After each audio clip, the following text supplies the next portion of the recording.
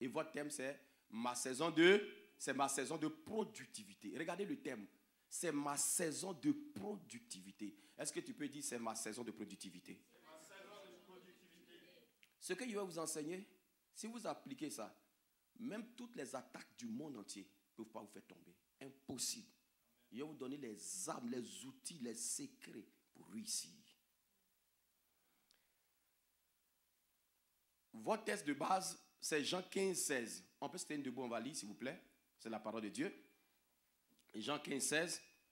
Ce n'est pas vous qui m'avez choisi, mais moi, je vous ai choisi.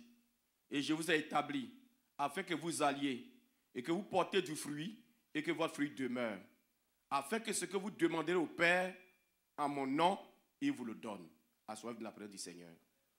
Ce verset-là, que toute la jeunesse de l'église glorieuse de Christ, toutes nos églises que vous connaissez par cœur, si ce verset, vous le comprenez bien, et que vous échouez dans la vie, je n'enseigne plus. C'est impossible. C'est un résumé extraordinaire dans le domaine de la productivité. Tout le chapitre de Jean 15 nous parle de la productivité. Je vais vous donner quelque chose, le succès et la réussite du monde, ce n'est pas le succès et la réussite des chrétiens. Donc, c'est là que beaucoup commettent l'erreur. Le succès du monde et la réussite, et je vais vous faire la différence entre le succès et la réussite bientôt. Le succès et la réussite dans le monde, c'est basé sur des méthodes du monde. Et nous, notre succès et notre réussite sont basés sur les méthodes bibliques. Une fois qu'un chrétien sort des méthodes bibliques pour aller chercher à réussir, avoir du succès ou à réussir selon le modèle du monde, tu n'es plus en Christ. C'est fini. D'ici, quelqu'un est en Christ. Donc, quand vous voyez les gens du monde réussir, avoir du succès, vous ne devez pas les envier. Il y en a qui ont vendu leurs membres. Il y en a qui ont... Le Seigneur m'a tellement parlé depuis que je suis enfant de Dieu. Il y a des gens, tu les vois, il y a de très grandes églises, des milliers de personnes, des pasteurs ont vendu leur âme. Je vous le dis derrière la chair, je sais de quoi je parle. Donc, quand vous voyez les gens rouler dans les grosses voitures ou avoir des jets privés, ce n'est pas ça le succès, ce n'est pas ça la réussite. Attention, il faut que les vocables soient très bien définis. Vous, votre succès et votre réussite est inspiré par le salut. Ça veut dire, celui que tu vois dans le monde et toi, vous avez du succès, il a du succès. Vous avez de la réussite, il a de la réussite. Mais le problème, c'est que lui, son histoire s'arrête sur la terre. Toi, ton histoire continue dans l'éternité. Oh, j'ai pensé que tu allais acclamer. Donc, pourquoi est-ce qu'il faut suivre des voies détournées quand ton histoire peut être seulement terrestre? C'est ça. Toi, ton histoire doit continuer dans l'éternité. C'est pourquoi l'ennemi va combattre toute ton entreprise. Combat d'entreprise, ne voyez pas investissement. Entreprise, c'est tout ce que tu fais. L'église glorieuse de Christ, c'est une entreprise. Quand tu vas pour étudier la parole de Dieu, tu entreprends. L'entreprise, c'est tout ce que nous faisons. Ce n'est pas seulement une société. Parce que les gens confondent. Une entreprise, c'est ce que tu entreprends. Ce texte nous dit, premier point, c'est Dieu qui vous a choisi, pas vous. Si c'est toi qui t'es choisi, en fait, tu peux échouer. Mais c'est Dieu qui t'a choisi. Donc, quand tu es chrétien, tu ne dois même pas penser à l'échec. Le monde peut penser à l'échec sauf toi. Voilà l'une des différences. Parce que le monde n'a de solution que par les psychologues, les psychanalystes et tout. Nous avons la solution en Christ. Or, Christ est esprit. Il est surnaturel. Donc, ces solutions ne sont pas les solutions du monde. En fait, c'est ce qui fait que quand on avance dans la foi, on a beaucoup d'assurance. Regardez, cette assurance que j'ai là, les déclarations que j'ai faites à la chair, que Satan ne peut rien me faire, Satan ne peut pas me faire tomber, je n'ai rien à voir avec lui, j'ai peur d'aucun sorcier. Toutes ces déclarations qu'il fait derrière la chair, il y a 20 ans de ça, il ne faisait pas ça. Il avait peur des sorciers. J'étais un nouveau pasteur, il avait peur des sorciers. Je pensais que le sorcier était trop fort. Quand j'ai commencé à mûrir et à découvrir que celui qui est en Christ, il est invincible, c'est fini. Terminé. Aujourd'hui, je peux défier tous les sorciers du monde. Je suis allé au village, je les ai défiés de lâcher le village.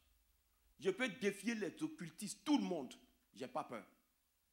Parce que mon assurance est enracinée en Christ maintenant. Mais on ne le fait pas dans l'orgueil. Hein. Tu fais dans l'orgueil, tu vas mourir. Non, non, non, non, non. L'orgueil ne marche pas dans le royaume. Alléluia. Des sorciers rentrent dans l'église. Cette église glorieuse de Christ. Il y a des gens qui sont venus comme des chrétiens, sont des sorciers, des femmes, des hommes, pour faire tomber l'église. Donc tout fait jamais. Il y en a qui sont sortis. Attention. Toute entreprise qui vient de Dieu est invincible. Gamaliel l'a dit. Gamaliel, c'était quelqu'un qui était dans le grand Sanhédrin, c'est le conseil supérieur en Israël. Il a dit, faites attention à ce que vous voulez faire à ces apôtres. Parce que tout ce qui ne vient pas de Dieu tombe. Mais tout ce qui vient de Dieu subsiste. Amen. Attention, ce point que je vous développe est crucial. C'est le premier point. Tout ce qui vient de Dieu ne peut pas tomber. Parce qu'il est soutenu par Dieu. C'est là la différence entre le monde et nous. Le monde fait des entreprises, ça tombe facilement. Pourquoi? Parce que c'est eux-mêmes qui soutiennent leur entreprise, par leur intelligence. Mais nous, c'est Christ.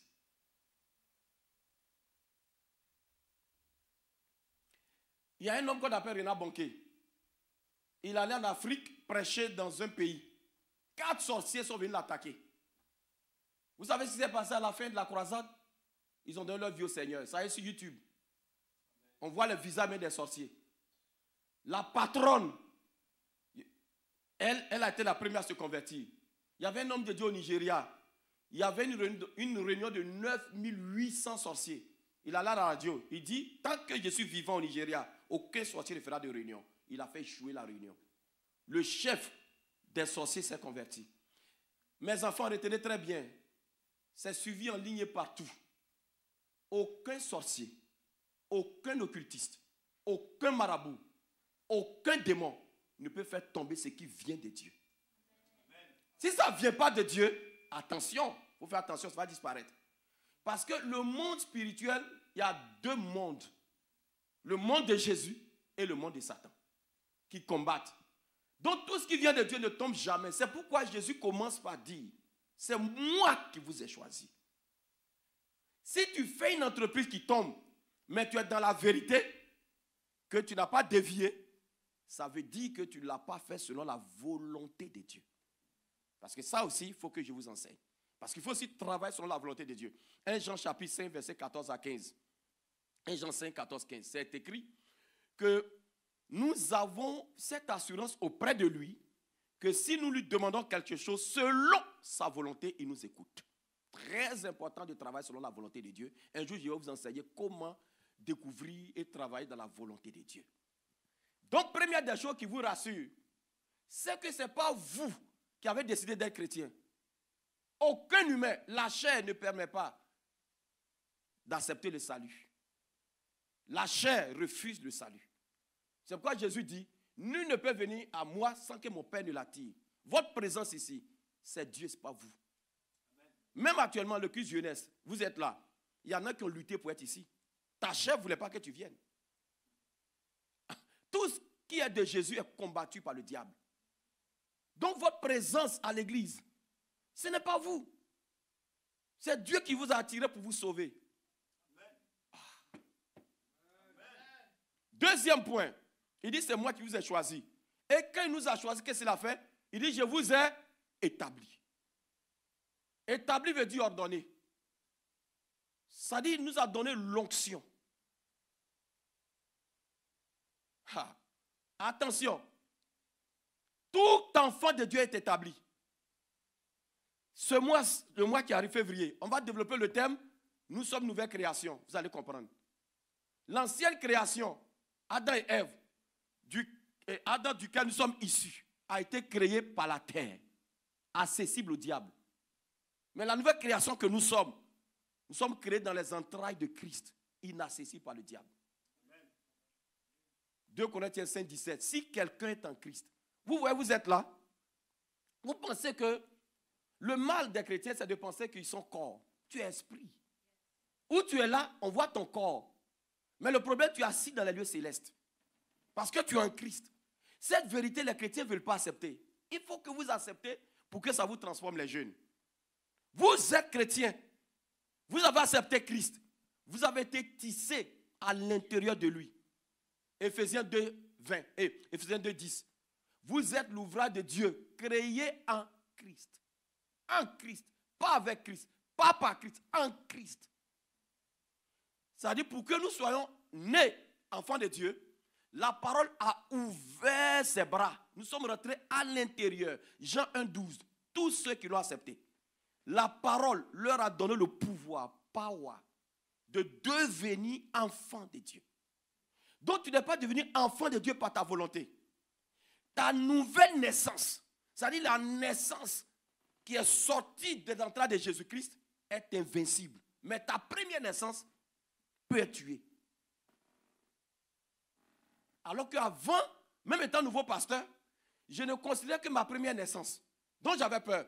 Quand j'ai découvert que je suis né de nouveau et que j'ai été tissé dans le creux du rocher, qui est Jésus, ma perspective du royaume a changé. Ma perspective du royaume a changé. Je ne crains plus rien. Aujourd'hui, je ne crains plus rien sur la terre. Je suis dans l'avion. On nous dit, comment on appelle, turbulence. Je casse mon fauteuil et puis je dors. Avant, quand on dit turbulence, je commence à intercéder. Pourquoi est-ce qu'il y a des jeux qui jeûnent de manière anarchique? Ils ne comprennent pas le royaume. Donc, deuxième chose, c'est ça. Vous êtes établi. Dis, je suis établi. Écoutez, levez-vous, dites, je suis établi. Dis, je suis ordonné. Dis, je ne peux pas échouer. Je suis établi. Je suis ordonné. Je suis oint. Assoyez-vous. Troisième chose, il dit que vous alliez. Je prends point par point, que vous alliez ici, va combattre quelque chose qui est développé plus tard. Ça veut dire que tu ne peux pas t'asseoir. Tu es appelé par Dieu, établi, ordonné pour aller. J'ai dit, après cet enseignement, tous, vous devez être des serviteurs, des servants de Dieu. Tous, vous devez avoir des entreprises. Hier, il y a un jeune de 17 ans qui m'a dit qu'il a ouvert son entreprise. Il est là. 15 ans. 15 ans. A ouvert son entreprise. On aura 16 ans bientôt. Vous savez, on va vous coudre, vous fabriquer de telles enseignes que vous effrayez ce monde. Vous êtes capable. Est-ce que moi, je pensais que les humains allaient fuir devant moi? J'arrive dans des endroits où des gens fuient. Quand ils entendent mon nom, ils fuient à cause de leur mauvaise vie. Moi, ils ne peuvent pas savoir. Un jour, il y a un couple, il y a très longtemps, pas un couple de l'église. Il y a le mari qui s'était mal comporté.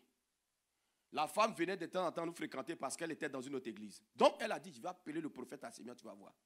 Je vous dis, au téléphone, quand j'ai appelé pour dire j'arrive, son mari a dit, j'ai dit à ma femme, pourquoi est-ce qu'il t'a appelé? Quand toi tu arrives là, il ne peut plus parler. Parce que tu dis, ce qui sort de ta bouche, c'est tellement vrai que je suis obligé d'accepter. Le problème était réglé. J'ai dit bientôt, tu seras le sujet des froids des gens au nom de Jésus. Amen. Dans la jeunesse, vous allez diriger la jeunesse. Cette jeunesse de Montréal, vous allez être établi sur des systèmes. C'est vous qui allez les conduire. Amen.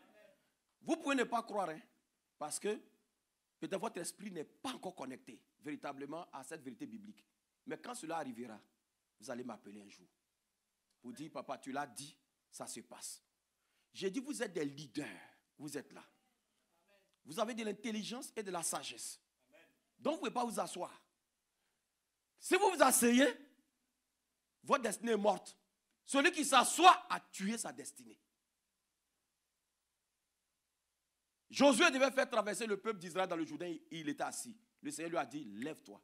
C'est toi qui feras traverser ce Jourdain. Regarde, je vous dis quelque chose. Il y a des gens qui viennent donner une parole, ça va vous faire pleurer, mais on ne va pas voir vos larmes, mais à l'intérieur. Ta mère a échoué. Ton père a échoué. Mais toi, tu vas relever leur face. Amen. Vous savez de quoi je parle? Il y en a ici. Vous êtes le flambeau de votre famille. À cause de vous, votre famille aura la tête haute. Amen. Troisième chose.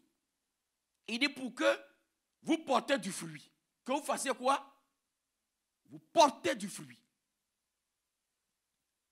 Quel est ce manguier qui ne porte pas de fruits?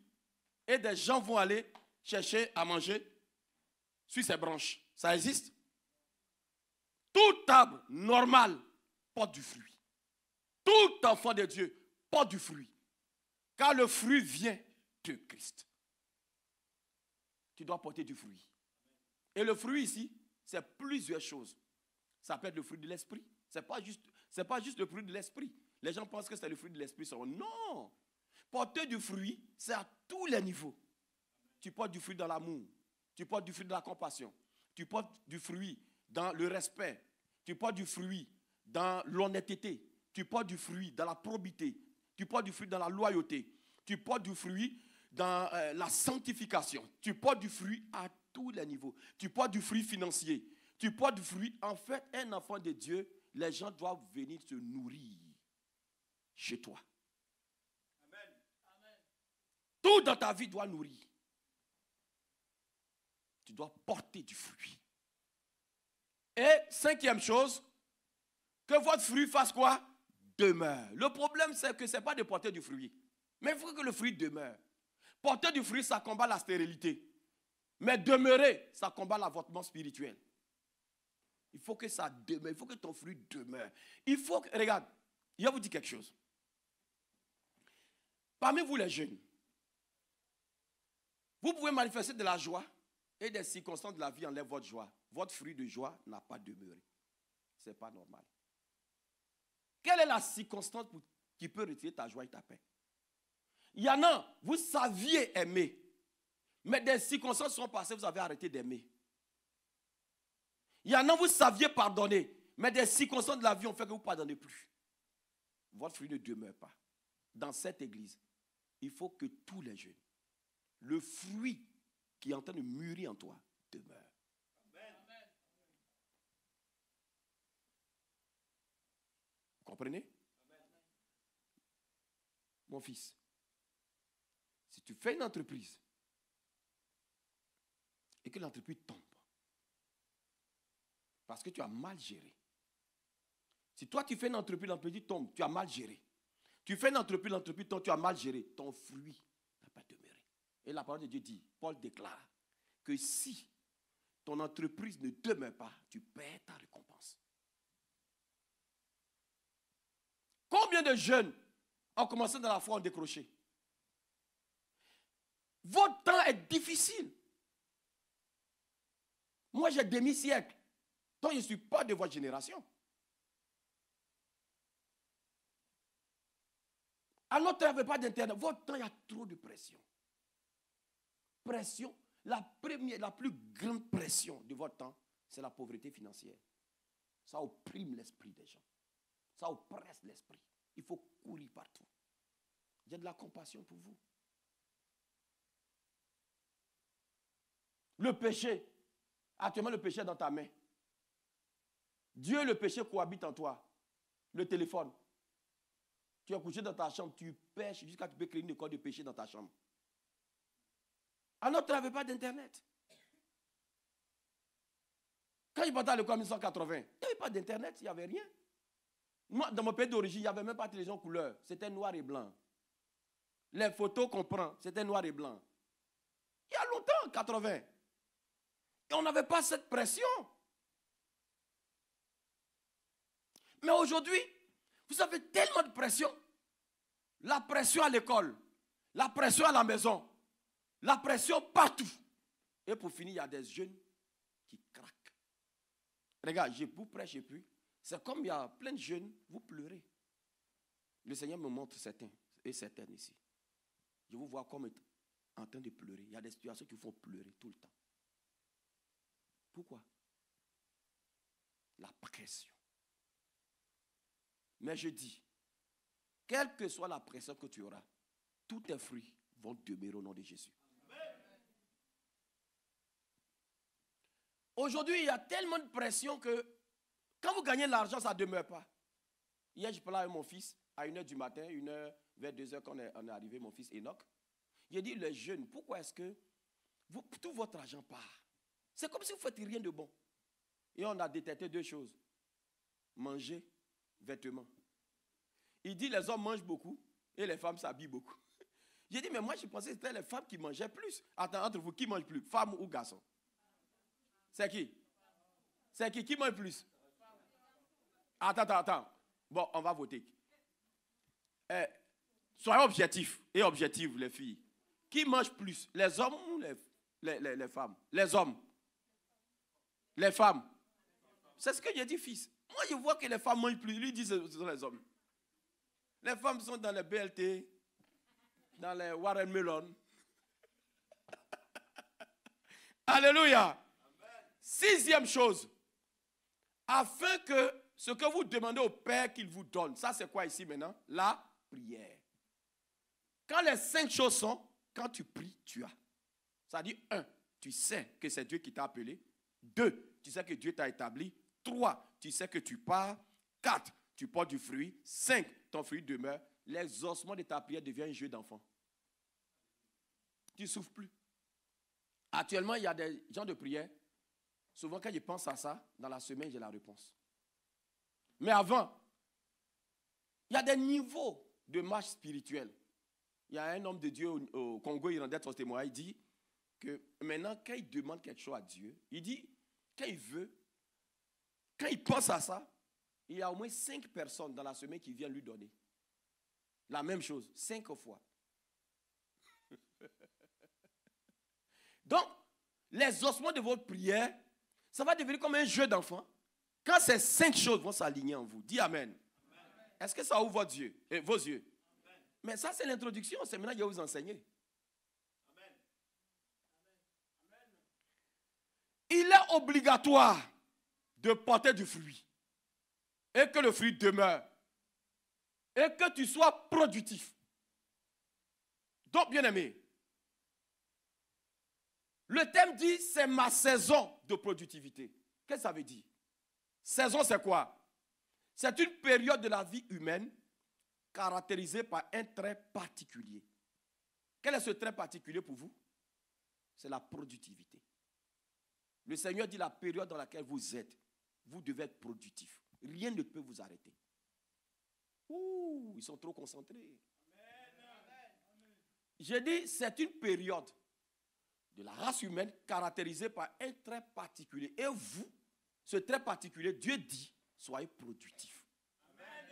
Ça veut dire que l'atmosphère favorable et l'atmosphère spirituelle est favorable pour tout ce que vous allez faire. Donc vous ne pensez plus à l'échec. Parce que c'est votre saison. Dis, c'est ma saison de productivité. La productivité, c'est le caractère de tout ce qui produit quelque chose en quantité. Le caractère de tout ce qui produit quelque chose en quantité. Donc ça veut dire cette saison dans laquelle vous êtes, 2023 et plus, vous allez produire en quantité. Si tu avais juste le don de parler en langue, tu vas guérir les malades, tu vas ressusciter les morts, tu vas faire des choses. Si tu avais juste une entreprise qui générait peut-être $1000, $2000, tu vas générer 10 000 maintenant.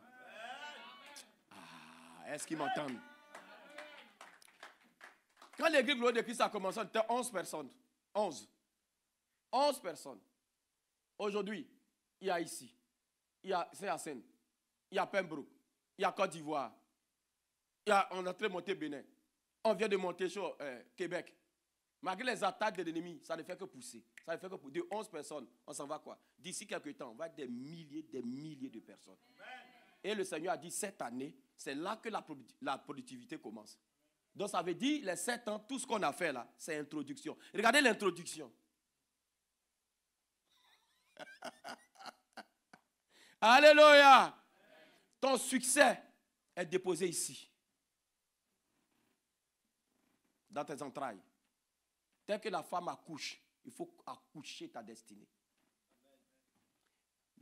Retirez de votre tête et retirez de votre esprit que quelqu'un va vous aider à réussir. Non. La première aide pour que vous réussissiez, c'est vous-même. Parce que Dieu est là au-dessus. Donc lui, je ne l'appelle pas aide. Parce que quand on dit Dieu est notre aide même, je trouve que c'est trop dilué. C'est lui qui fait. Mais la seule personne qui peut te permettre de réussir, c'est toi. Ce n'est pas quelqu'un d'autre. Donc, la productivité commence. Premier point, je commence à enseigner là. Premier point, avoir la mentalité de la productivité.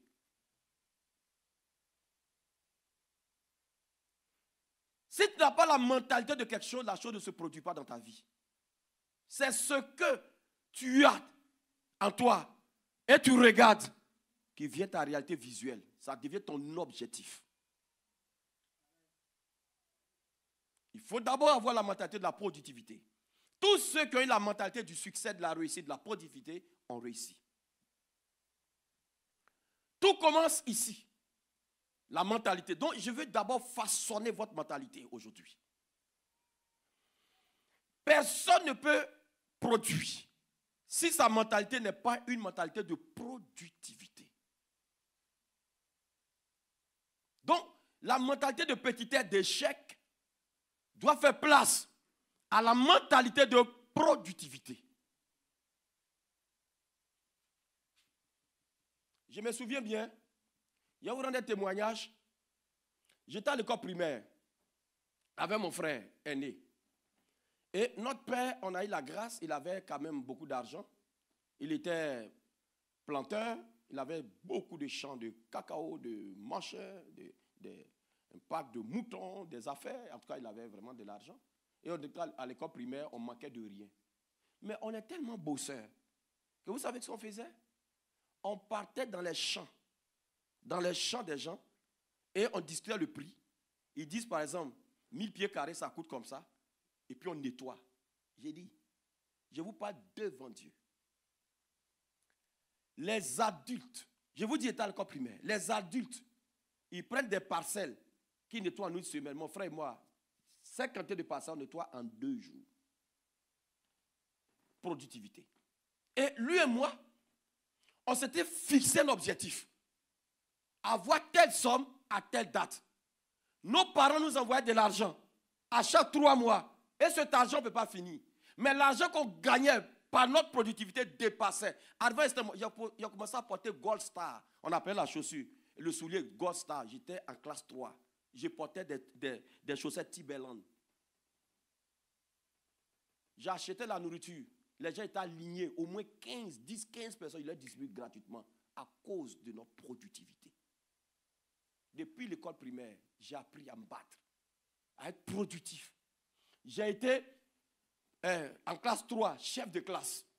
En classe 5, j'ai été secrétaire général de la coopérative de notre école.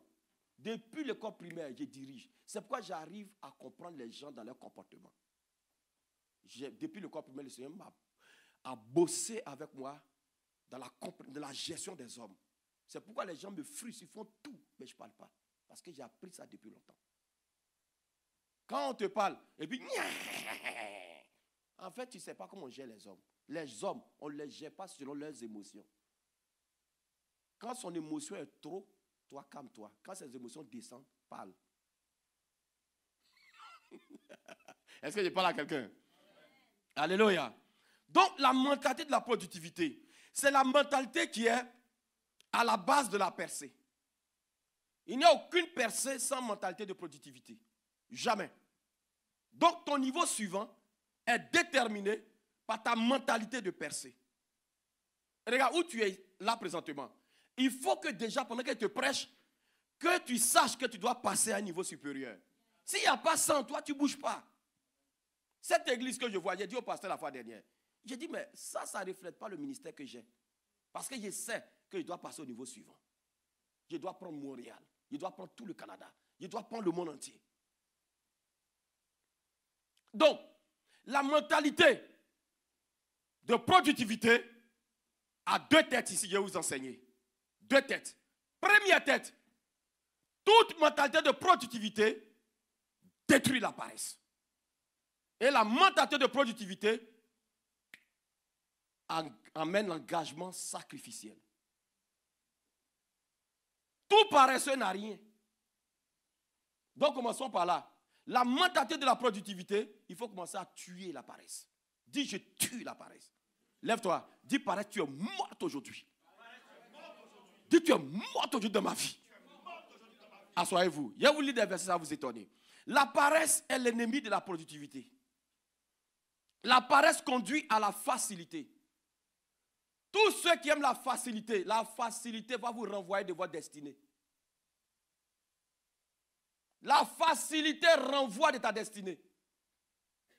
Tu ne veux pas t'angoisser. Il ne faut pas aimer la facilité. Tout ce qui s'acquiert dans la facilité te détruit. Il faut acquérir par le travail. La paresse. Celui qui aime la facilité sera chassé de la vie, de sa destinée. Tu aimes la paresse, tu es déjà chassé de ta destinée. Ta destinée ne t'appartient plus. La facilité est la porte d'accès aux frustrations, à l'échec. Une vie de facilité est une vie basée sur des illusions. Chaque jour tu espères, mais ça n'arrive jamais. Jamais. Et le conseil c'est, je suis comme un militaire. Réunion à 15h, 15h tu dois être là. Si 15h, 1 minute, pourquoi? Au début, quand l'église a commencé, leurs yeux étaient rouges. J'ai dit, vous allez comprendre plus tard.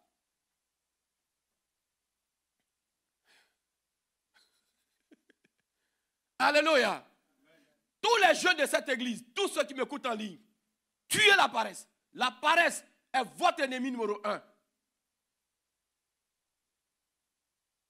Proverbe 18, 19. Non, Proverbe 15, 19. Écoutez, je vais vous lire au moins 6 versets. Je ne vais pas jouer avec ça. Parce qu'on doit tuer la paresse aujourd'hui. Proverbe 15, 19. Le chemin du paresseux est comme une haie d'épines. Mais le chemin des hommes droits est aplani. Donc le chemin du paresseux est comment? Comme une haie d'épines. L'épine c'est quoi? Ce sont des piquants. Ça te pique. Le paresseux. Ton chemin. C'est toutes des difficultés là-dessus. Deuxième verset.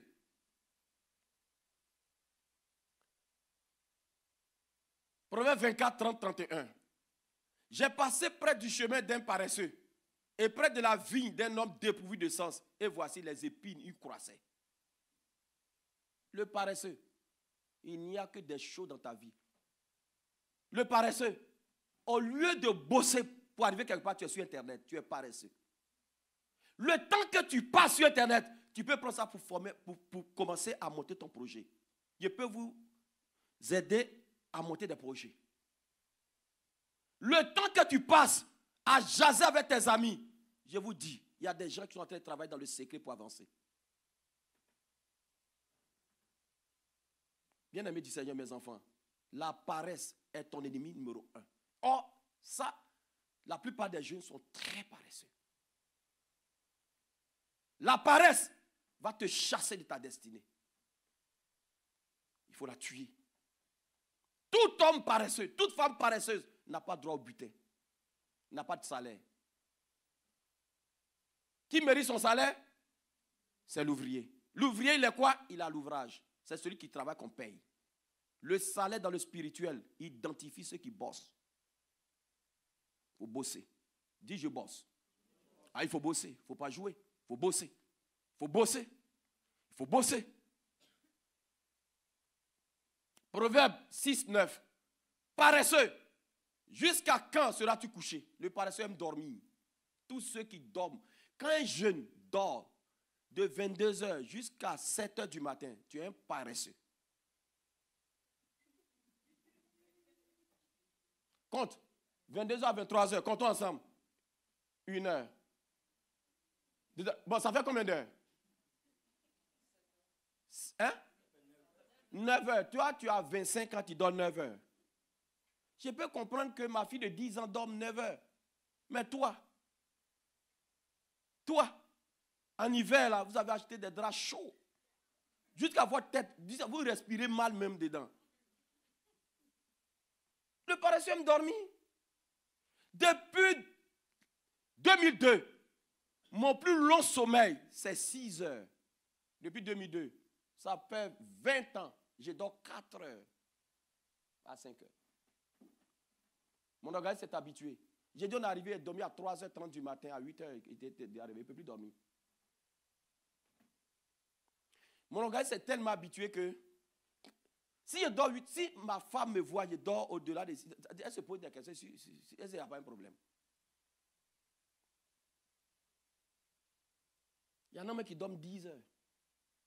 Il y en a même, les jeunes, vous faites travail du soir par exemple, quand ils viennent dormir à 23h30, s'ils ne travaillent pas le lendemain, ils se réveillent à 22h55. Le voisin se pose des questions, il y a quoi? Il y a cinéma là-bas. Dis, je ne dors plus comme ça. Arrête. Vous allez voir à la suite. Un peu de sommeil, et la pauvreté arrive, c'est écrit. Tout ce que je vous lis, c'est Salomon. Hein? Salomon était l'homme le plus sage de l'histoire. Proverbe 6, 10, 11. Un peu de sommeil, un peu d'assoupissement, un peu croiser les mains pour dormir, et la pauvreté te surprendra. Comme un rôdeur, et la disette comme un homme en armes. Tous ceux qui dorment, le ciel est des reins pour eux. Ça a du fer. Tu pries pour ouvrir le ciel ne s'ouvre pas. Mais le paresseux, le ciel ne lui appartient pas. Il dit, la disette comme un homme en armes. Tu sais ce que ça signifie? Ça dit la disette vient te frapper comme en Ukraine la guerre. Sors du sommeil. Planifie ton sommeil. Sois sérieux. Sois rigoureux dans tout ce que tu fais. Quand tu es trop fatigué, oui, dors bien. Mais le juste n'est pas aussi fatigué. Il y a des gens, ils sont réveillés, ils sont sur le lit, ils disent non, je n'ai pas encore, et regarde l'heure. Non, il n'est pas encore l'heure pour me réveiller. C'est quoi ça? Pourtant tu es réveillé, tu dis il n'est pas encore l'heure de te réveiller. Le paresseux se trompe dans ses raisonnements. Un chrétien, tu n'arrives même pas à prier la nuit. Tu veux voir tes projets prospérer. Tu es fort. Dis je ne dors plus comme ça. Dis je ne dors plus comme ça. Dis paresse, tu es morte. Il y a des gens, ils s'asseyent devant la télévision, 2 télécommandes. Messi, Messi est l'un des plus riches au monde. Et Ronaldo, Instagram lui donne 4 millions de dollars par an.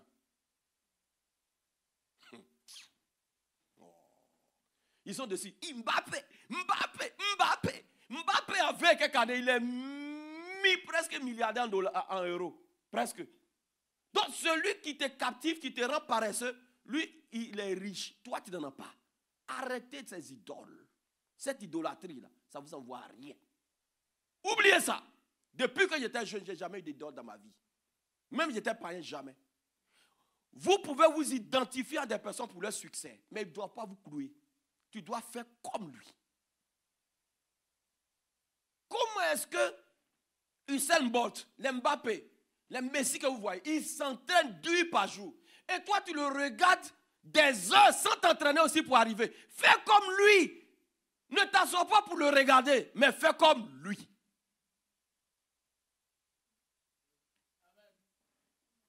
Je ne sais pas si vous comprenez. Quelqu'un a réussi. Et tu passes ton temps à le regarder. Non. Il faut faire comme, il faut copier ce qu'il a fait. Pas le regarder. Regarder ne change pas. Le regarder, ça envahit ta pensée. Mais ça ne change pas. On regarde. Ça nous change. On pose l'action. On devient comme la personne. J'ai regardé des hommes de Dieu. J'ai vu leur succès. J'ai dit, Seigneur, je veux leur ressembler. Et je poste. Cette église que vous voyez, d'ici quelques années, même ceux qui m'ont combattu, ils vont être étonnés. Tellement elle va être grande dans le monde entier. Ils vont dire, yeah! On pensait que l'église allait s'écrouler. Mais tu ne peux pas faire couler parce que celui qui est là, c'est un bosseur. Donc la paresse, c'est un ennemi. Regardez, c'est ma famille qui m'a offert ce téléphone cette année. Mais regardez comment il est beau. C'est le dernier cri, vous savez très bien. Et puis je suis dessus, c'est beau, tout le temps. Il va mourir pauvre. Et puis lui s'enrichit. Et ce qui est dangereux, c'est que l'année prochaine, je vais troquer ça pour acheter le nouveau. Lui, il a bossé pour sortir le nouveau. Toi, tu regardes le nouveau. Vous êtes dans les vêtements. Vous êtes dans les lol. Vous êtes dans les souliers. Vous êtes dans ça. Entre ceux qui fabriquent ça, ils avancent. Ils sont dans le laboratoire. Regardez, le producteur fait consommer et il produit. Le consommateur, il consomme, il ne produit pas. J'ai dit au nom de Jésus, tu es un producteur. Il ne faut plus être paresseux. Deuxième, engagement sacrificiel. Dis engagement sacrificiel. Ces deux choses se trouvent dans quoi? Dans la mentalité de productivité. Suivez très bien. On est en train de développer la mentalité de productivité. Premier point, c'est tuer la paresse. Deuxième point, engagement sacrificiel. C'est ce qu'on appelle la vie de sacrifice. Regardez ce que Paul dit dans Romains 12:1. Écoutez, Romains 12:1. Je vous exhorte donc, frères, par les compassions de Dieu, à offrir vos corps comme un sacrifice vivant. Paul dit, le chrétien qui veut réussir, il offre son corps comme un sacrifice vivant. On ne réussit jamais sans engagement sacrificiel. Le succès localise ceux qui s'engagent de manière sacrificielle pour leur destinée. Il faut t'engager. Il faut t'engager. Il faut t'engager. Vous savez les enseignements que je vous donne, les gens m'ont poursuivi jusqu'à d'être coach des gens et de faire payer dans le secret. J'ai dit non. Moi, je vais te donner mes enseignements gratuitement. Ça là, ce que vous écoutez là, les gens payent $500, $1000 pour aller écouter. Ces gens d'enseignement. Et donc, Paul dit, si tu veux réussir, en tant qu'enfant de Dieu, engage ton corps. Dis, j'engage mon corps pour ma vision. Il faut t'engager. Un peuple sans vision est un peuple sans quoi? Frein. Mais imaginez un patineur qui patine, les voitures arrivent, il n'y a pas de frein. Qu'est-ce qui va lui arriver? Les voitures arrivent devant lui, mais il n'a pas de frein. Il y a quoi? Il va appeler Alfred Dallet bientôt pour l'enterrer. Il va mourir. Un peuple qui n'a pas de frein meurt. Donc, mes enfants, c'est la vie de sacrifice qui conduit à la productivité après avoir détruit la paresse. Celui qui ne se sacrifie pas pour sa vision ne peut pas espérer une vie de productivité. Ta vie est basée sur des illusions. Il faut te sacrifier, il faut te battre. C'est pourquoi quand je donne des responsabilités dans cette église à des gens qui négligent, vous ne savez pas la frustration que j'ai. Parce que je suis engagé corps et âme pour la prospérité de l'église. Maintenant, il y en a qui disent, fais ça. Non. Fais ça. Souvent, ils traînent les pas, machin. En fait, quand tu ne travailles pas pour toi-même, tu ne peux pas savoir que quand tu négliges quelque chose, tu fais du mal à quelqu'un. Et Dieu regarde tout ça. Dieu regarde. Parce que tu veux avoir ton entreprise, il faut savoir travailler pour les autres d'abord. Sinon, ce que tu vas avoir, la loi de la récolte de la semence, ça ne manque pas. Tout ce que tu sèmes, tu récoltes. Il y a un homme de Dieu, le pasteur le connaît, que je connaissais avant, je lui faisais des reproches sur des choses. Bon, il n'était pas de l'église. Il n'était pas encore pasteur. Il était frère. Je lui reprochais des choses, il disait qu'il était dur. J'ai dit, il est devenu pasteur. Maintenant, il m'appelle, il dit, tu es l'homme de Dieu que je ne respecte plus dans le monde. Il dit les mêmes reproches que tu m'as fait, je vis ça. La loi de la semence de la récolte. Tu ne sais pas travailler pour quelqu'un, les autres ne sauront pas travailler pour toi. C'est pourquoi tout ce que vous donne de faire dans cette église, faites-le avec votre cœur. Parce que n'oubliez pas que vous aussi vous pouvez produire. Quelqu'un va venir travailler, va vous faire les mêmes choses que vous avez fait aux autres. J'ai travaillé avec mon père spirituel dans une telle loyauté. Dieu m'a envoyé pasteur Guédé, Dieu m'a envoyé maman Seka. Dieu m'a envoyé des gens autour de moi qui sont tellement loyaux. Papa Guédé me dit, mais tu n'as rien fait. Parce que ce que tu as fait, ça dit tu n'as rien fait pour ma voix, c'est ce qu'il veut dire. Il dit ce que tu as fait pour ton père, Dieu te récompense. Pasteur Guédé, il est du miel. Et les gens même le prennent pour un fou. On dit les fous. Moi, je n'étais pas fou. J'étais bête et fou. Je me mets dans la poubelle auprès de mon père spirituel. Je suis avec ma femme. Je planifie. Quand il m'appelle, j'enlève la planification. Je mange, il m'appelle, j'arrête. Je cours, je m'en vais. Je bossais pour lui comme un fou. Je travaillais pour mon père spirituel jusqu'à des moments, il était éreinté. Il ne pouvait même pas se lever ma main. Je suis à l'église, je suis les fidèles. Tous les mercredis, je suis à l'église, j'appelle tous les fidèles. J'avais 7 départements. Je rendais rapport tous les mois. Je partais, je le bénissais tous les mois. Ma femme bénissait sa femme. On partait nettoyer chez eux, laver leurs assiettes, tout. Vous pensez, le succès, c'est comme ça. J'ai appris à être humble, à être loyal, à travailler pour quelqu'un. Dieu aussi m'envoie des gens pour travailler. Si tu ne sais pas t'humilier, travaille pour quelqu'un. Dieu n'humiliera personne pour toi. La loi de la semence de la récolte est plus vieille que toi. Dans Genèse 8, 22. Ce qu'on sème, on récolte. C'est pourquoi ici, je vous en supplie les jeunes. Travaillez pour Dieu ici. Ce que je vous donne, faites-le avec joie, avec cœur. Vous allez voir le jour, vous allez avoir votre propre entreprise. Des gens vont se soumettre à vous. Parce que ce que tu auras fait, Dieu va te récompenser. Ne vous y trompez pas. Dites, ce qu'un homme aura sémé, fera quoi? Mais les gens pensent que c'est l'argent. Ce n'est pas l'argent. Toute parole est une semence. Tout comportement est une semence. Tout ce que tu as dit dans le secret, c'est une semence. Quel que soit le temps, ça va te rattraper. Il y a une jeune fille qui allait rendre son témoignage sur une chaîne de télé qu'on appelle, c'est une chaîne chrétienne dont je peux nommer, EMC TV. La fille était chez son oncle. Il y avait 15 ans et son oncle abusait d'elle. Son oncle était pasteur. Elle a couché avec, ils ont fait 4 avortements. Et c'est fini. Elle allait se marier, elle avait 3 enfants. 15 ans après, elle ne dort plus. Elle ne dort plus. Elle dit, la culpabilité, elle ne pouvait pas. Elle allait maintenant pour dénoncer. Ce que tu as dit dans le secret, ce que tu as fait dans le secret, une année, ça va apparaître au grand jour. C'est pourquoi je me méfie. C'est pourquoi je vous dis, je ne pose aucun mauvais acte toute ma vie. Parce que je sais que ça peut me rattraper. C'est biblique. Je ne sème pas, je ne critique personne. Où vous êtes là, je n'ai jamais parlé d'une personne de vous à un élément de l'église. Ça n'existe pas. Vous, entre vous les jeunes, vous voyez, à qui j'ai parlé de quelqu'un, vous êtes là. Quand je te rencontre, j'ai une fois parlé d'un fidèle ici. Quand je te rencontre, j'ai une fois parlé d'un fidèle, jamais. Je n'ai jamais parlé, toute ma vie, je ne fais pas ça. Quand on doit parler des membres de l'église, c'est le conseil. Entre nous qu'on parle. Entre vous les fidèles, je ne parle jamais d'un à l'autre. Jamais. Je critique personne toute ma vie. Parce que tu sèmes quelque chose. Ma femme et moi, on peut parler de vous, c'est normal, nous sommes la tête de l'église. Mais je dis, en dehors du conseil, je ne prends jamais le nom de quelqu'un pour en parler. Ça n'existe pas. Parce que ce que tu sèmes, tu récoltes. Entre vous les jeunes, quand vous rencontrez, vous allez critiquer les autres. Non. Engage tout ce temps-là, tu perds du temps. Engage-toi pour ta destinée. Dis, je m'engage pour ma destinée. Ouf. Alléluia. Donc, le sacrifice conduit à la productivité. L'engagement, le dévouement, la détermination conduit au succès. Mais le sacrifice conduit à la réussite. Tout ce qui est engagement, tout ce qui est dévouement, tout ce qui est détermination, ça conduit au succès. Mais l'engagement sacrificiel, parce qu'il y a engagement, il y a engagement sacrificiel. L'engagement sacrificiel conduit à la réussite. Tu peux être dévoué pour une cause. Ça va te conduire au succès. Le succès, c'est la popularité. Le succès, c'est l'approbation des hommes. Le succès, c'est la prospérité. Mais la réussite, c'est la postérité. Ça dit, tu deviens une bénédiction générationnelle. Ton histoire est écrite pour toujours. C'est ça la réussite. Le succès, c'est temporaire.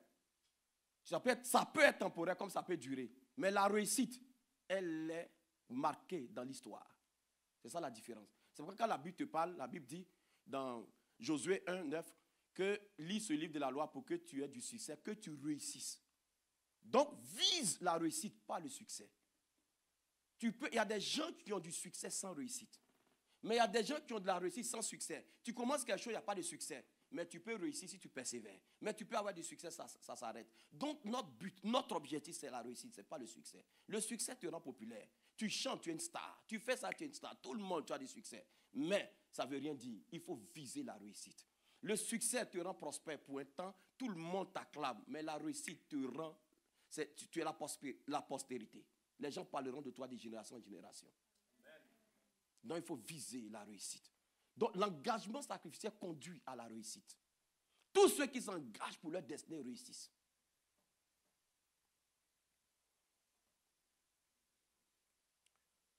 Le succès nous donne un nom dans l'histoire des hommes, mais la réussite témoigne dans l'histoire pour toujours.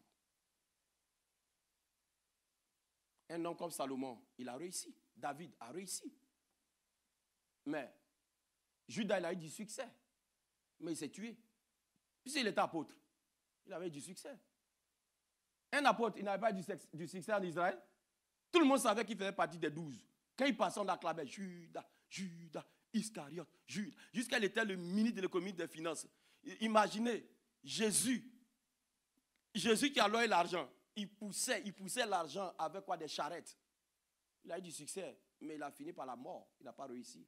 Donc, l'engagement sacrificiel conduit à la réussite.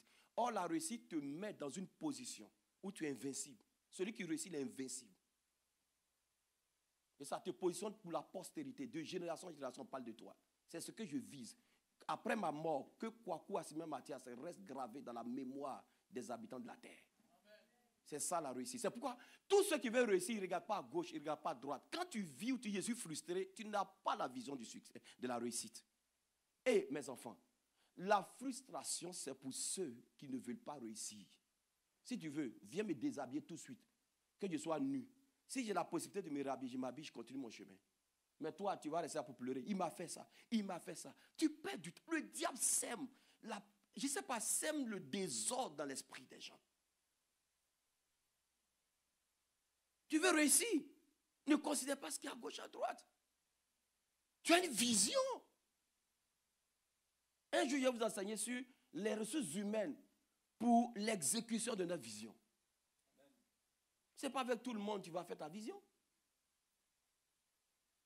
Ce n'est pas parce que tu es allé à l'école avec quelqu'un que tu penses que c'est ton ami pour commencer une vision. Jamais. Il y a des bénédictions. C'est pour toi seul. Tu ne partages pas. Quand il était nouveau pasteur, je ne connaissais pas ça. Quand le corbeau venait donner à Élie, il partageait avec qui? Ah. Répondez-moi. Quand le corbeau envoyait viande et le pain céleste, c'est avec qui? Moi, je partage tout mon argent. J'ai dit, ma femme et moi, on a partagé notre argent jusqu'à on était endetté presque, je ne sais pas, on était à près de 50 000 $ de dette. Afin de partager notre argent, d'aider les gens seulement. Quand nos yeux se sont ouverts, où j'ai compris c'est quoi la bonne volonté. La bonne volonté est agréable en ce qu'elle possède. C'est-à-dire, quand tu n'as pas, tu ne peux pas faire. Tu ne peux pas t'endetter pour aider, ça n'existe pas. Dieu ne prend pas plaisir. Quand j'ai connu ça, en quelques mois, 4 mois, on a remboursé tout. Ça, il y a longtemps derrière.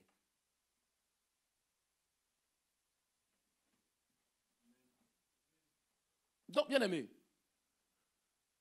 le succès, c'est la prospérité, mais la réussite, c'est la postérité. Le succès nous rend populaires, mais la réussite nous rend une figure générationnelle. De génération en génération, on parle de toi. On dit telle personne a réussi. Aujourd'hui, excusez-moi, il ne fait pas de publicité. Si Elon Musk meurt, jusqu'à ce que le monde finisse, son nom est là. Il a réussi. Il faut réussir dans ce que tu fais. La Bible dit que nous réussissons. Donc, tu ne peux pas réussir si tu ne te sacrifies pas pour ta vision. L'année passée, j'ai enseigné sur la vision, la puissance contrôlante de la vision. Ceux qui arrivent au sommet sont ceux qui se sacrifient. Il faut oser, il faut prendre des risques. Il faut faire tout ce que tu as dans la main. Fais-le. Celui qui ne prend pas de risque ne réussit pas. Jette-toi dans l'eau. Quand Pierre jetait le filet, il n'avait pas vu les poissons. Jésus était le seul à voir les poissons. Mais il a jeté sur la parole. S'il te plaît, il faut prendre des risques. Celui qui ne prend pas de risque ne laboure pas sa destinée. Laboure ta destinée en prenant des risques, en osant. Quand j'ai commencé, le Seigneur a commencé à m'utiliser dans la guérison des malades. Au début, c'était chaud. J'étais assis à la chaire. L'estrade était un peu plus, bon, à peu près comme ça, mais plus haute. Mon père spirituel prêche et puis il vient me voir. Il dit, tu as reçu une parole. J'ai dit non, j'avais peur de livrer. Or, mon ministère prophétique commençait comme ça. Et quelquefois, quand je lui donne, quand il donne la parole, tout le culte est mélangé, le Saint-Esprit. La puissance descend, c'est comme ça. Tout début donne des hésitations. Le doute et la foi cohabitent. Mais c'est dans la balance, quand tu les pèses, que tu réussis. Celui qui n'a jamais douté, ce n'est pas un humain. C'est Dieu qui ne doute jamais. Donc, douter ne veut pas dire que tu es incrédule. Tu peux douter un peu sur quelque chose, mais rattrape-toi vite par la foi. Tu peux avoir 10% de doute, 90% de succès. Il n'y a aucun humain qui a 100% de foi, ça n'existe pas. Dans la parole de Dieu, 100% de foi, ça n'existe pas. Le doute et la foi cohabitent. Mais c'est dans la balance, quand tu les pèses, c'est là où on dit tu es incrédule ou pas. Si le doute dépasse la foi, tu es foutu. Il faut que la foi surplombe le doute. Quelquefois, tu commences quelque chose, tu vois, c'est dur. Tu dis, comment je vais arriver? Automatiquement, tu te rattrapes à la foi. Parce que la foi est pesée dans la balance. Celui qui n'a jamais douté, ce n'est pas un être humain. Donc, ce n'est pas parce que tu as douté sur des choses que tu vas échouer. Non. Rattrape-toi dans la foi.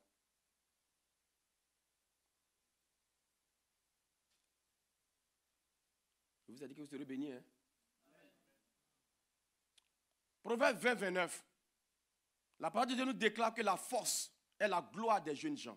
Bien aimé, pendant que vous avez la force, battez-vous. Faites tout ce que vous voyez. Allez-y, frappez dans le tas. Prenez des risques. Jetez votre filet. Allez-y, mettez la maison. Le poisson, c'est Dieu qui attire. Faites ce qui est sous votre main. Pendant que vous êtes encore jeune, votre force est votre gloire. Vous avez de la force. Un jour viendra où vous perdrez progressivement cette force. Parce que vous allez prendre de l'âge. Ce que je faisais à 20 ans, je n'ai plus ce réflexe comme aujourd'hui. J'ai ajouté 30 ans de plus. Avant, quand j'avais 35 ans, 40 ans, je m'abaissais. Vite, vite. Mais maintenant, là, quand je fais un peu... Il faut avoir la foi comment? Il faut être en Christ comment? Plus tu vieillis, plus tu perds des forces. Donc pendant que tu es jeune, ose. Va, jette ton filet. Tu as un ministère, c'est Dieu comme un fou ici. Ce que tu sais faire, fais-le. Élargis l'espace de ta tente. Tu es encore jeune, frappe dans le tas. Monte une entreprise. Ça commence à bien fonctionner. Après 3 ans, 4 ans, 5 ans, ou je ne sais pas, monte une autre. Ne reste pas statique, bouge. C'est ta saison. C'est ta saison. C'est ta saison. C'est ta saison. Prends des risques. Celui qui ne prend pas de risque ne réussit jamais. L'échec n'est pas un facteur de perte. L'échec est un facteur de succès après. Et ce succès va t'emmener à la réussite. Celui qui n'échoue pas ne réussit pas. On apprend de nos échecs.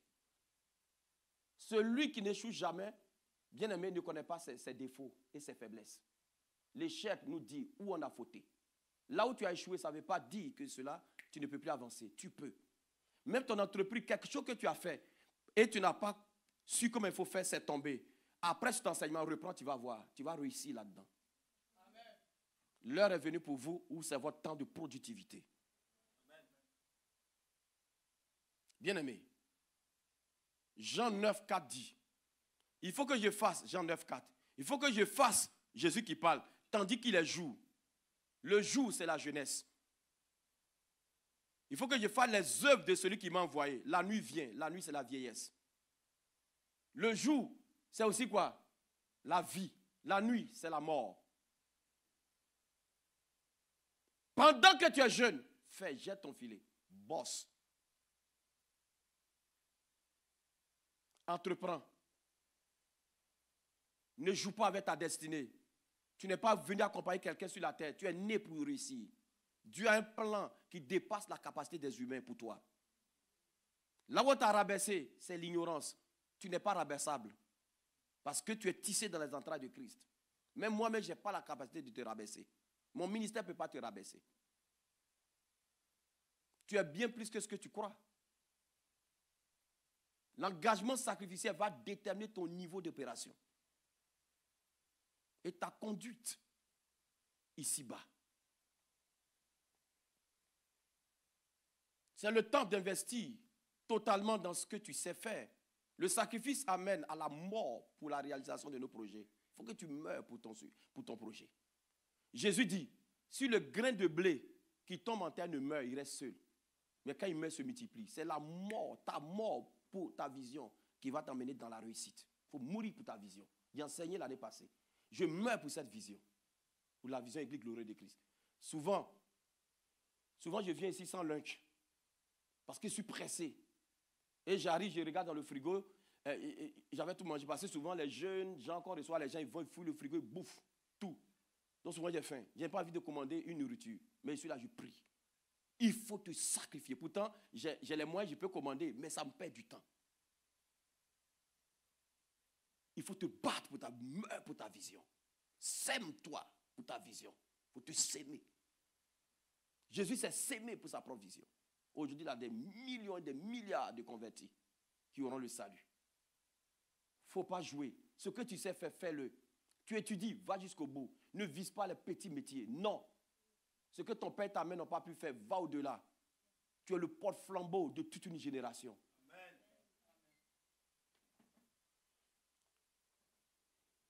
Investissez-vous dans ce que vous faites. Notre plus grand investissement dans une chose dépend du niveau de connaissance de cette chose. Si tu ne connais pas quelque chose, tu ne peux pas t'investir. Quand tu connais, tu es à l'aise de t'investir. Donc cela va faire quoi? Va nous pousser à chercher la connaissance. Plus nous connaissons, plus nous sommes à l'aise dans nos investissements. Donc on passe au deuxième grand point. Après la mentalité. On a fini la mentalité. Mentalité, c'est 2 points. C'est quoi? Tuer la paresse. 2, engagement sacrificiel. Maintenant, on prend le grand 2. C'est le niveau d'accès à la lumière détermine le niveau de productivité. Plus tu connais, plus tu opères. Celui qui ne connaît pas, il n'avance pas. Il est bloqué. Parce que tu dois prendre quelqu'un pour faire pour toi. Or, si ce quelqu'un ne veut pas, tu ne peux pas avancer. Ici, dans cette église, il y a des choses que je ne sais pas faire. Quand je donne à quelqu'un que je vois qu'il ne fait pas, moi-même, j'apprends à faire. Moi, je me mets sur tutoriel, sur, comme on appelle YouTube, et puis j'apprends à faire. Demandez au pasteur, il va vous dire. Quand je donne quelque chose à quelqu'un, quand je vois qu'il traîne, je le fais moi-même. Parce que j'ai la capacité, l'intelligence pour faire des choses. Dieu m'a béni. Dieu t'a béni. Donc ne compte pas sur quelqu'un pour la réalisation de tes projets. Le plus grand niveau d'accès à la lumière déterminera ton niveau d'opération et ton niveau suivant. Il faut chercher la connaissance. La parole de Dieu dit quoi? Dans Daniel chapitre 12, le verset 4, il dit, c'est les paroles de cette loi. Qu'on la lise couramment, alors la connaissance fera quoi? Increase, augmentera. Daniel 12, 4. La connaissance dans le peuple de Dieu doit augmenter. Et cette connaissance, ce n'est pas juste la connaissance de la Bible. Il faut connaître la parole de Dieu et connaître comment le monde fonctionne. Ce que tu ne sais pas te tue. Attention, ce que tu ne sais pas te tue. Il faut connaître, étudier, bosser. Jetez vos regards dans la parole. La parole de Dieu, c'est le miroir le plus extraordinaire pour nous donner de la réussite. Il faut courir derrière la connaissance. Cours derrière la connaissance. Dis, je cours derrière la connaissance. Dis, je cours derrière la connaissance. Psaume 119, verset 130. Vous savez, j'aime beaucoup ce verset. La révélation de tes paroles éclaire et donne de l'intelligence au simple. Éclairer veut dire en grec photizo. Illuminer. Regarde. Quand tu tombes sur une révélation, cela te donne accès à comment faire. Celui qui a trouvé la lumière, ils ont fêté. Il y a un Russe qui a résolu un problème mathématique de plus d'1 siècle. L'ONU l'a fêté. Ce que tu connais te positionne. Celui qui détient la lumière règne et domine sur les autres. C'est pourquoi dans cette église, ça va être difficile que tu me domines. Parce que mon niveau d'accès à la connaissance te dépasse. Ça va être difficile. Si tu ne veux pas donner ta dîme, tu ne veux pas venir à l'église. Parce que j'ai la connaissance que quand Dieu a choisi un homme de Dieu, c'est lui qui attire les âmes. Donc ta négligence ne va pas me faire douter. Avant, quand l'église venait d'être créée, quand quelqu'un ne vient pas à l'église, on va l'appeler, on va l'appeler. Un jour le pasteur, le voilà, il est là. Quand les fidèles venaient, il les comptait. Un jour le Seigneur lui a dit, arrête de compter, c'est moi qui envoie les âmes. Papa, c'est faux, c'est vrai. Donc, ton niveau de connaissance te donne un positionnement. Est-ce qu'une église peut être basée sur une personne? Aïe. L'église pivote autour de Christ. Donc si quelqu'un dit ne viens pas à l'église, c'est ton problème. Attends, c'est nous qui avons besoin de Dieu, c'est Dieu qui a besoin de nous. Entre nous.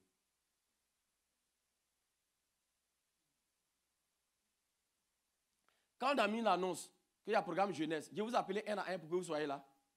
Alors, c'est le Saint-Esprit qui vous a attiré. Acclamez le Seigneur. Donc, écoutez, 1 Pierre 2:2. Désirez comme des enfants nouveau-nés le lait spirituel pur afin que vous croissiez. La croissance et la productivité. C'est ça, c'est la connaissance qui fait croître. L'accès à la lumière, la connaissance est la base du succès et de la réussite. La connaissance. C'est pourquoi il dit dans Jean 8, 32, vous connaissez la vérité fera quoi? Vous affranchira. Il n'y a personne qui peut être affranchi sans connaissance. Être affranchi, c'est être libéré de quelque chose. Donc, l'accès à la connaissance d'une chose fait opérer de manière précise et juste dans cette chose. Ce que tu ne connais pas, tu ne sais pas faire. Tu ne peux pas produire dans ce que tu ne connais pas. Tu vas solliciter de l'expertise. Il faut payer l'expertise.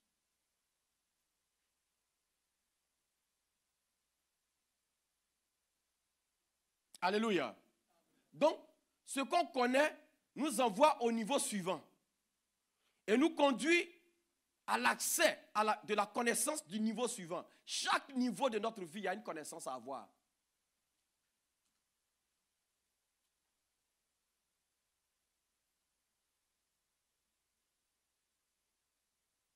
Abraham connaissait Dieu dans Genèse 12 comme le Dieu qui appelle. Mais dans Genèse 22, il le connaît maintenant comme Yahweh Jireh.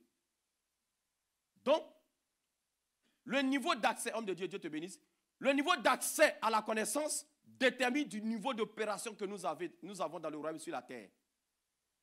L'accès de la connaissance du niveau suivant nous fait découvrir la connaissance de ce niveau. Vous n'avez pas remarqué que les élèves vont en classe 1. La classe 1 a son niveau de connaissance et son niveau d'opération. Il y a classe 2, il y a son niveau de connaissance. Donc, à chaque étape de notre vie, il y a une découverte de la connaissance que tu dois avoir. Et c'est ça qui amplifie ta destinée. Dis, j'amplifie ma destinée. Donc, à chaque étape, il y a une connaissance à acquérir.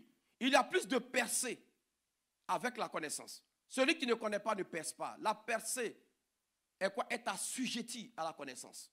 Ce que tu connais te fait percer. C'est pourquoi les jeunes que vous êtes, vous devez courir derrière la connaissance. Il faut connaître ton métier. Il faut l'étudier. Il faut faire des formations, comment on appelle ça, continues. 2 médecins peuvent sortir de l'école de médecine. Ils sont généralistes.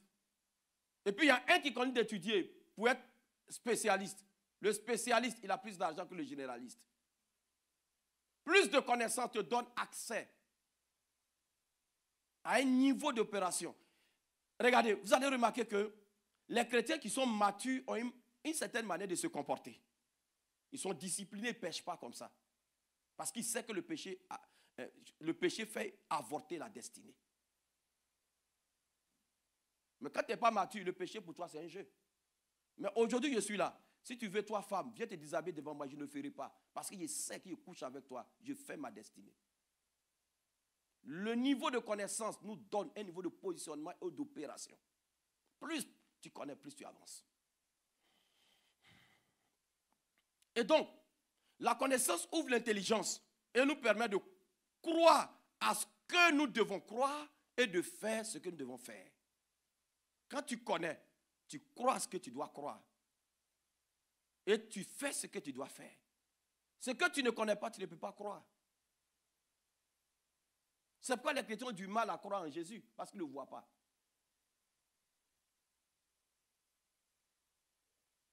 La connaissance ouvre l'intelligence et nous permet de croire à ce que nous devons croire et de faire ce que nous devons faire. La connaissance nous permet de corriger nos faiblesses et de potentialiser nos forces. Quand tu connais tes faiblesses. Ce que tu ne connais pas, tu ne peux pas connaître tes faiblesses. Parce que ce que tu ne connais pas, tu n'oses même pas t'engager. Parce que ce que tu ne connais pas te frustre. Donc tu n'oses même pas t'engager.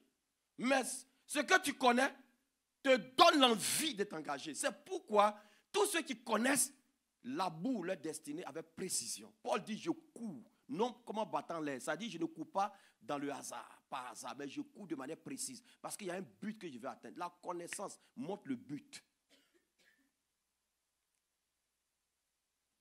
La productivité et la connaissance dépendent.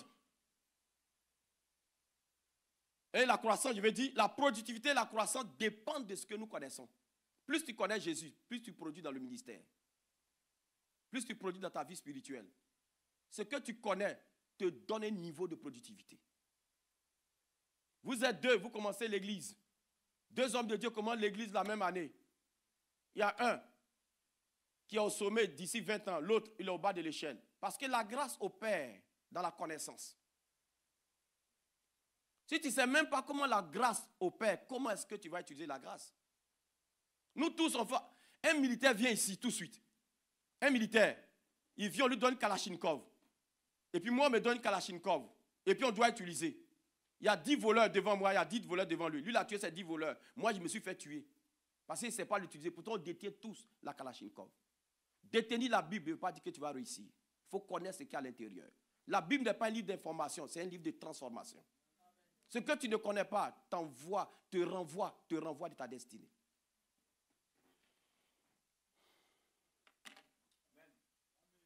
Le succès global et spécifique dépend de la connaissance.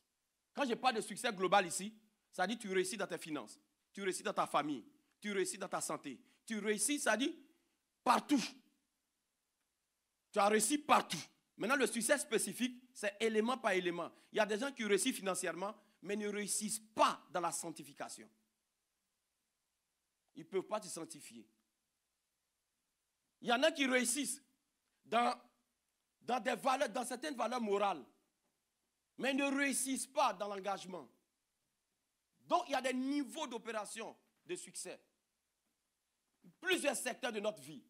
Mais la réussite globale, c'est la réussite dans tous les secteurs qu'on appelle la réussite quoi? Holistique. 3 Jean 2, c'est la réussite holistique. Bien aimé, je souhaite que tu prospères à tous égards. Sois en bonne santé comme prospère l'état de ton âme. Il faut que c'est là que tu dois viser. Quand tu regardes, financièrement, tu es posé. Spirituellement, tu es posé. Dans ta famille, tu es posé. Dans la sanctification, tu es posé. Dans la foi, tu es posé. C'est ça le succès holistique, la réussite holistique. Ça doit être ta vision et ton but. Amen. Celui qui échoue dans certains domaines, il a comme échoué dans sa vie. Oui, bien aimé. Le domaine dans lequel tu flottes, il faut tout faire pour combler et naviguer.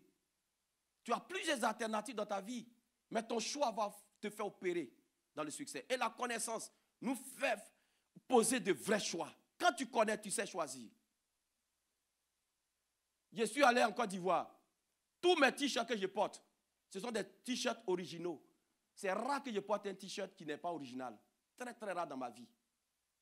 J'achète presque mes t-shirts de manière originale. J'arrive en Côte d'Ivoire en mission en 2020. Là où j'ai loué la maison, la résidence. La fille de la propriétaire me regarde et dit, ah mon Dieu, ton t-shirt coûte cher, hein? Il a dit, pourquoi? Elle dit, mais ça c'est l'original. Elle dit, je vends des t-shirts. Elle dit, ça c'est l'original. Le lendemain, elle me voit, elle dit, mais attends, mais dis donc. Elle dit, ici, ça peut coûter 45 000. Ça veut dire 90 $, 100 $. Mais en Afrique, on dit 100 $ un t-shirt. Ça, c'est toute une famille. Donc, ce que tu connais te fait opérer. Maintenant, il ne suffit pas de connaître. Il ne suffit pas d'avoir accès à la lumière. Non, ça ne suffit pas. Quand vous partez quelque part, celui qui a une torche dans l'obscurité, il est le maître. Il contrôle. Celui qui a la clé pour ouvrir une porte, tout le monde s'aligne derrière. C'est lui qui a la commande. Celui qui a la connaissance a la commande. C'est pourquoi je disais au conseil, un homme de Dieu ne domine pas sur ses fidèles par sa position, il domine par la connaissance. Ce que je vous enseigne aujourd'hui, ça vous coule sur votre chaise. Vous pouvez rester ici demain matin, parce que ce qui sort de ma bouche, ce sont des vagues de gloire. Amen. Donc c'est la connaissance qui nous fait opérer. La domination sort ses entrailles dans la connaissance. C'est ce que tu connais qui fait que les autres te suivent. Ce n'est pas ta position. Tu peux être directeur et puis les gens te désavouent. Tu peux être une mère et puis il n'y a personne qui te rend visite.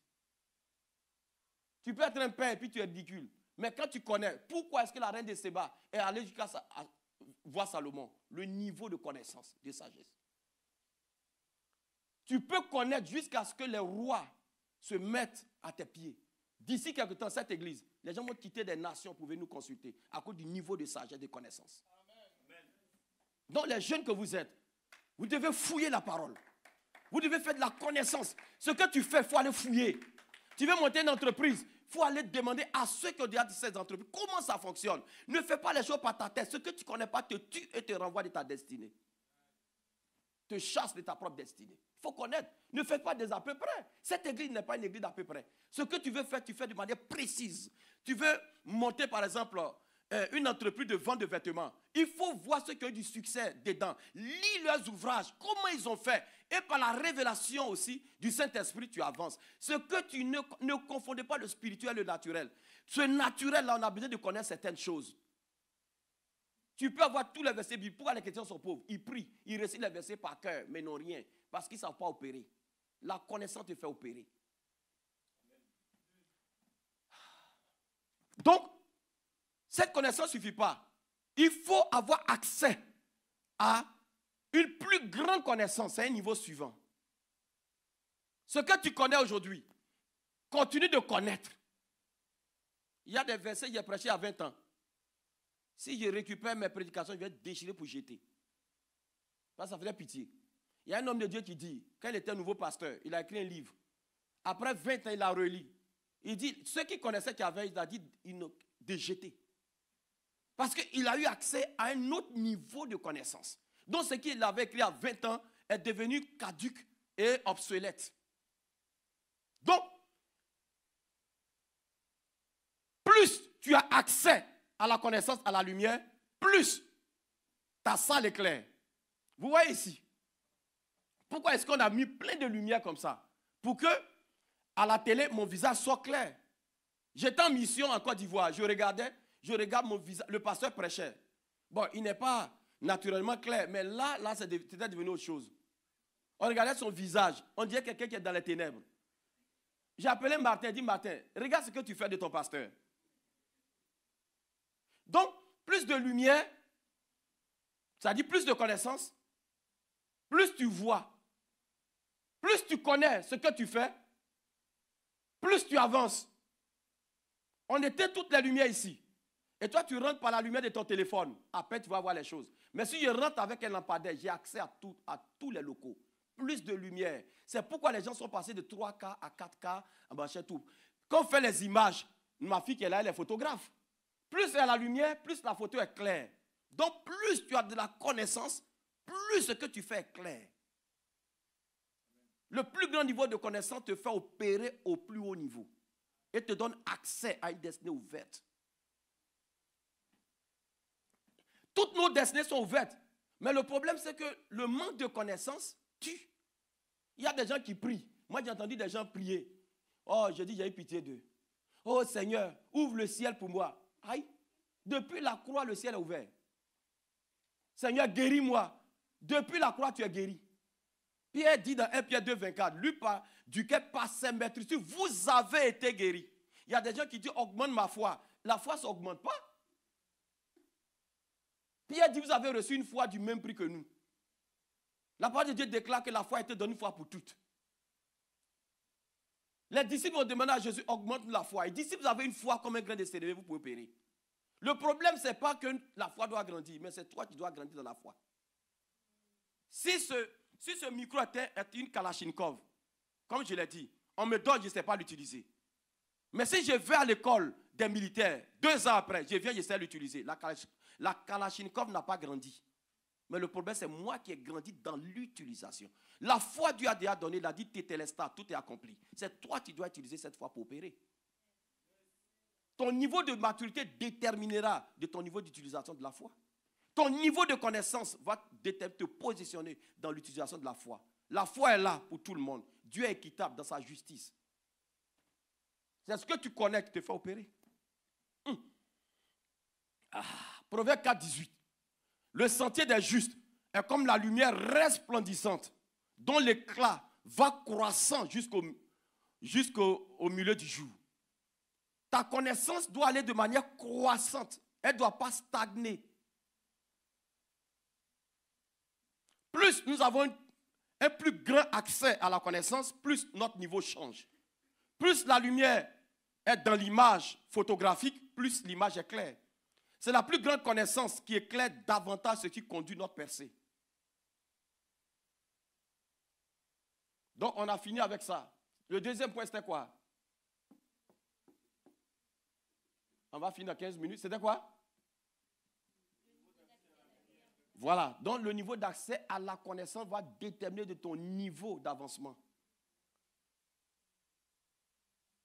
J'ai la grâce, aujourd'hui, les jeunes qui sont là, vous êtes beaucoup plus avancés en âge. 20 ans, 18 ans, 14 ans. Donc vous comprenez ce que j'enseigne. Ça, je pouvais enseigner beaucoup plus élevé, mais je tiens compte de tout le monde quand même. Donc c'est un niveau basique. Donc l'autre point, la place. Troisième point, ce qui va te faire réussir, après qu'on ait parlé de la connaissance. Dans le grand 3, la place que vous donnez à Dieu dans votre vie détermine votre position sur la terre.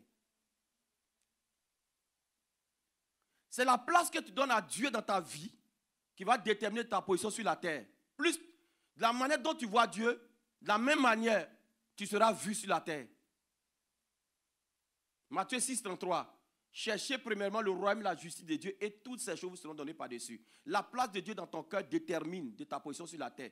Ta position sur la terre n'est pas déterminée par Dieu, c'est toi qui détermines. C'est comment tu vois Dieu, où tu le places. Tu vas avoir des entreprises grandes, tu veux servir Dieu de manière grande, place Dieu en première position. Donc, Matthieu 6, 33, j'ai donné. Donc, la première place que vous donnez à Dieu, dans votre cœur, déterminera votre position ici-bas. C'est pourquoi plusieurs personnes vont à l'église la même année. 10 ans après, on comptabilise. Il y en a qui ont percé, il y en a qui ont échoué.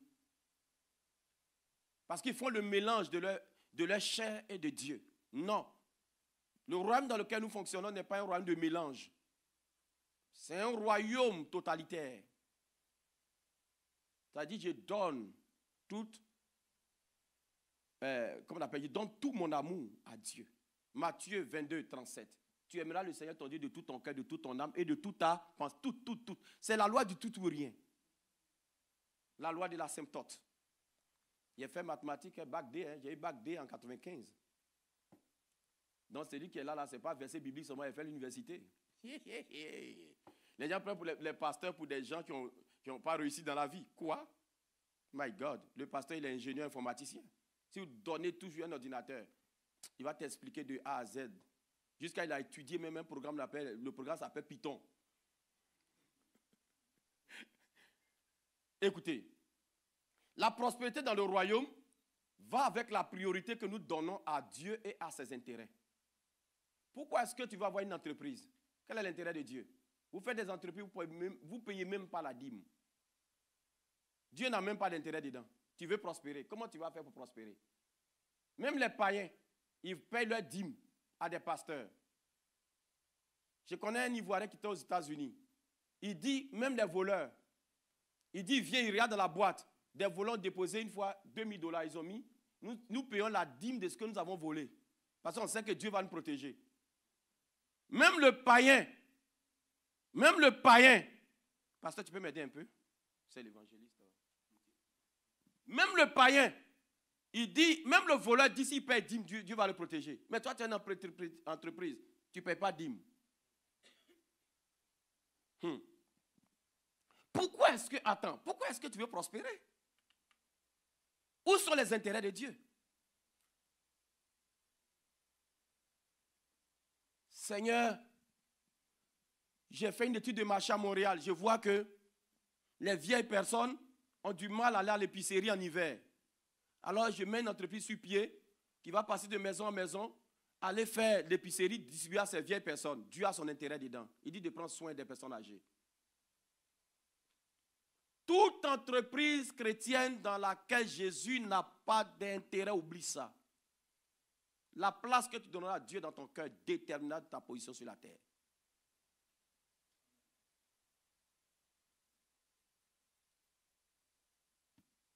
Egarek?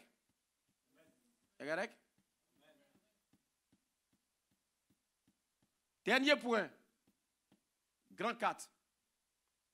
Prochainement, je vais rentrer dans les détails point par point parce que je suis vol aujourd'hui. On n'a qu'une heure, je n'ai qu'une heure pour vous enseigner. Grand 4, la foi. Tu veux produire la foi. La foi est une attraction magnétique spirituelle. La foi rentre dans le spirituel et magnétise les bénédictions et envoie dans le spirituel et dans le naturel.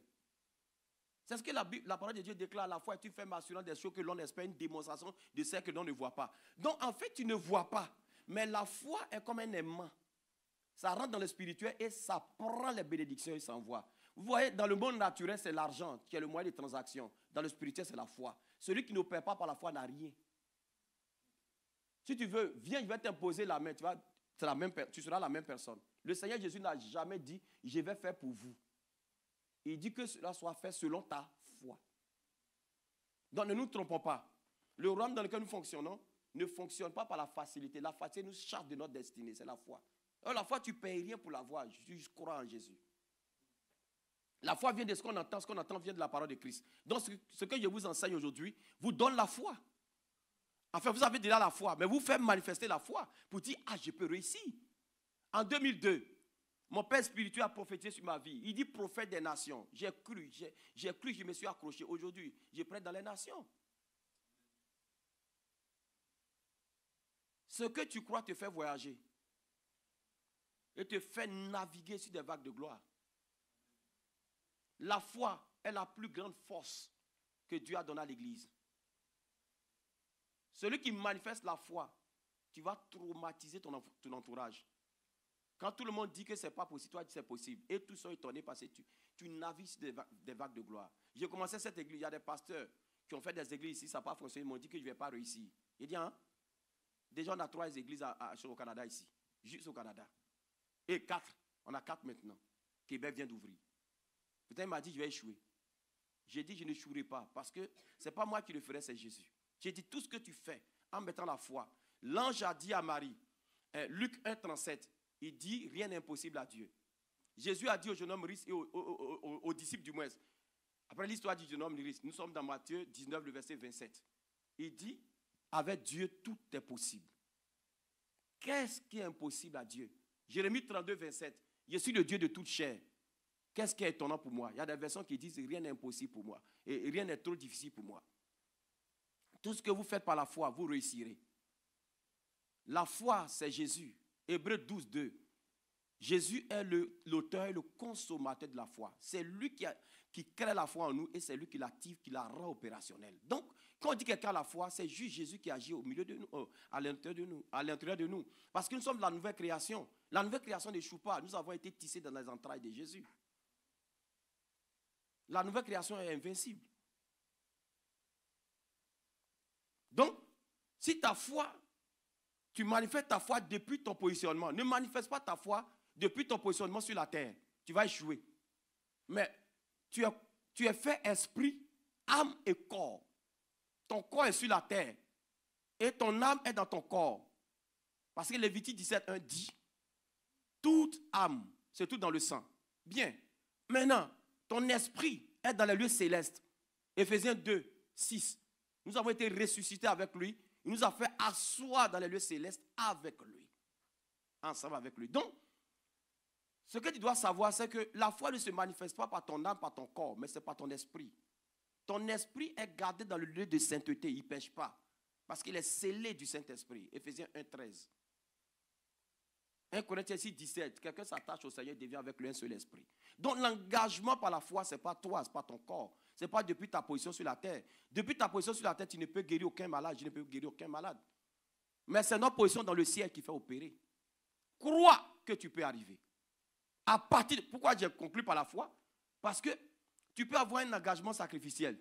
Tu peux détruire la paresse. Tu peux avoir un niveau de connaissance. Mais si tu n'engages pas la foi, tu échoues. La foi est le couronnement de toute réussite.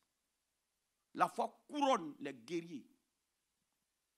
Celui qui manifeste la foi, on ne peut pas t'arrêter. La foi est inarrêtable. Dis inarrêtable. Dis je manifeste la foi. Dis je suis une personne de foi. Dis à partir d'aujourd'hui, je ne douterai pas. Tenons-nous debout. Alléluia. La foi peut nous conduire dans les réalités étranges et te placer au sommet. Ce que tes jeûnes et prières ne peuvent pas faire, la foi peut opérer.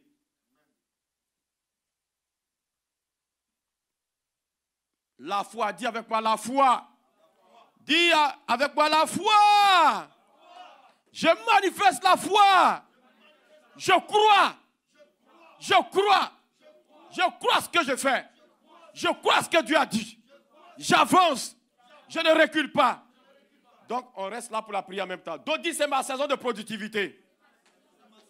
Jean 15, 16. Donc, on prie avec ça. Dis, C'est Dieu qui m'a choisi. C'est Dieu qui m'a établi. Pour que je parte. Que je porte du fruit. Que mon fruit demeure. Afin que ce que je demande au Père qui me donne. Dis avec moi, cette année, c'est ma saison de productivité. Et je ne m'arrêterai plus. On va prier avec le premier point. Le premier point, c'est avoir la mentalité de la productivité. Dis, j'ai la mentalité de la productivité. Et le premier point, c'était tuer la paresse. Dis, je tue la paresse. À partir d'aujourd'hui, je ne suis plus une personne paresseuse. Je ne dormirai pas à toi à travers. Je ne rendrai pas des visites inutiles. Je ne serai pas sur les réseaux sociaux inutilement. Je maximise mon temps. On prie maintenant avec l'engagement sacrificiel. Dis, je m'engage de manière sacrificielle pour la vision que Dieu m'a donnée. Je sers Dieu dans l'engagement sacrificiel. Je monte mes entreprises dans l'engagement sacrificiel. Je meurs pour la vision que Dieu m'a donnée. Je prends des risques. Je marche. Marchez, déplacez-vous un peu. Je marche. Je marche. Et je vais dans les lieux élevés. Et je possède ma destinée. Je deviens une bénédiction générationnelle. J'ai de la force. Allons dans la connaissance maintenant. L'accès à la lumière. Dis, j'ai de la connaissance. Dis, je vais fouiller. Je fouille la parole de Dieu. Je trouve des révélations. Je marche dans le réma. Je ne suis plus charnel. Les choses que je veux monter comme entreprise, je vais chercher la connaissance avec ceux qui ont réussi. Dis, cette année, j'aurai des connexions extraordinaires. J'aurai un plus grand accès à la connaissance. Je vais opérer au-delà de ma chair. Waouh! La place que vous donnez à Dieu dans votre cœur déterminera votre position sur la terre. Dis, Seigneur Jésus, je fais de toi ma priorité. Plus que jamais, c'est toi. Dans mon sommeil, c'est toi. Au travail, c'est toi. Tous les jours, c'est toi. Prends toute la place au nom de Jésus-Christ. Quatrième point, la foi maintenant. Dis, je marche par la foi. Je ne regarde pas les circonstances. Je me lève au-dessus des circonstances. Et je les transforme en opportunités. Je navigue sur les circonstances. Et je domine. Et je règne. C'est ma saison de productivité. Et laisse ta voix jouer de prier le Seigneur. Prends 1-2 minutes, prie.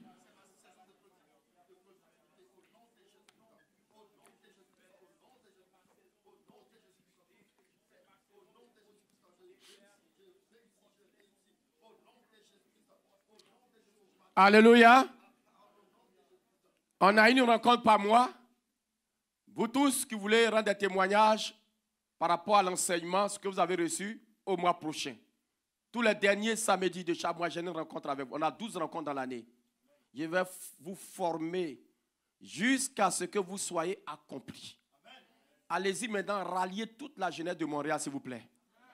Ralliez toute la jeunesse de Montréal. Votre convention, c'est cette année. La première convention de la jeunesse de l'Église glorieuse de Christ. Il faut que vous puissiez rallier toute la jeunesse. Tous ceux qui ne connaissent pas le Seigneur. Il y a une émission que je dois commencer. Depuis l'année passée, je n'ai pas pu. Mais par la grâce de Dieu, certainement, on va commencer. Et vous savez que le Seigneur a inspiré le Centre Compassion Jeunesse. J'ai fini d'écrire il y a 3 ans. Certainement, cette année, on va lancer cela. Centre Compassion Jeunesse. C'est action, c'est compassion, action, solution. On va rallier les jeunes drogués. On va rallier les jeunes dépravés. On va rallier tous ces jeunes.